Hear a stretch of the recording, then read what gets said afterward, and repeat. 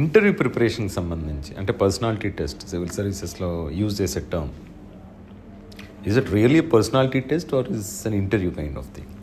Sir definitely అది personality test. How I can say అంటే నేను దాన్ని నా ఫస్ట్ ఇంటర్వ్యూ లాగా ట్రీట్ చేశాను, సెకండ్ ఇంటర్వ్యూలో పర్సనాలిటీ టెస్ట్ లాగా ట్రీట్ చేశాను. I could see more than 20 marks difference. So నేను ఫస్ట్ ఏమనుకున్నానంటే అది కూడా ఒక mains exam, but in a different format. మెయిన్స్లో రాయాలి, ఇక్కడ చెప్పాలి అనుకున్నాను.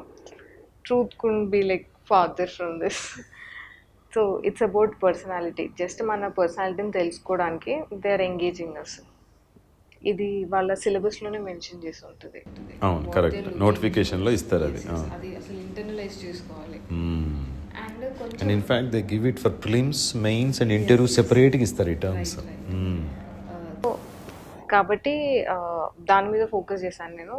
అండ్ బేసిక్ రీడింగ్ అంతే. మనం న్యూస్ పేపర్ చదువుతాం ఎటు, సో ఇంటర్వ్యూ కోసం ఒక ఎక్స్ట్రా న్యూస్ పేపర్ చదివితే సరిపోతుంది.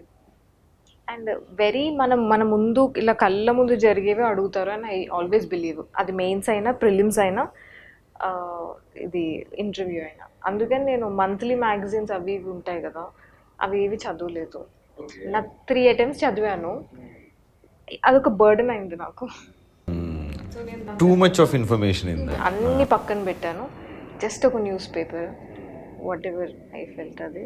So you are regular reader of newspaper? Yes, definitely. On daily basis? Every single So you read The Hindu? Yes. స్టార్టింగ్లో ద హిందూ చదివాను, తర్వాత ఇండియన్ ఎక్స్ప్రెస్కి షిఫ్ట్ అయ్యాను ఇంటర్వ్యూ టైంలో. అండ్ లైక్ ఇంటర్వ్యూలో కొన్ని రూల్స్ పెట్టుకొని వెళ్ళాను. I should be confident, I should be cheerful, calm, కొంచెం బ్యాలెన్స్డ్గా మాట్లాడాలి అండ్ హ్యూమిలిటీ చూపించాలి అని ఆ 5 పెట్టుకున్నాను. అండ్ వీటిని ఆన్సర్స్ ద్వారా ఎలా చూపించవచ్చు అని ముందే ప్రిపేర్ అయ్యాను.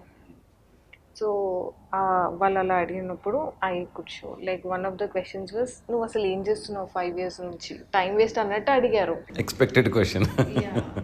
సో చెప్పాను I was making mistakes and learning from those mistakes అని.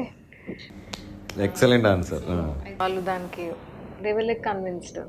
I was just being honest because that is what was happening. Exact, that's what happening. అవును. సో ఇలాంటి క్వశ్చన్స్కి ఐ కుడ్ సే, అంటే అక్కడ all you have to show is your learning attitude ఉందని, you're an honest person అని. Since I understood that is what is suppose to be. నన్ను అది insecure అవ్వలేదు ఆ క్వశ్చన్కి. నేను లైక్ మళ్ళీ నన్ను ఏదో అడిగేస్తున్నారు, జడ్జ్ చేసేస్తున్నారు అనుకోలేదు. నా జర్నీ నాది. ఇట్స్ మై 5 కాకుంటే 9 తీసుకుంటాను. You are genuine in your heart actually. So that's what you mentioned there, therefore they liked it, right? Excellent. I owned up the whole process, my failures, everything. అది reflect అయింది. So I feel that.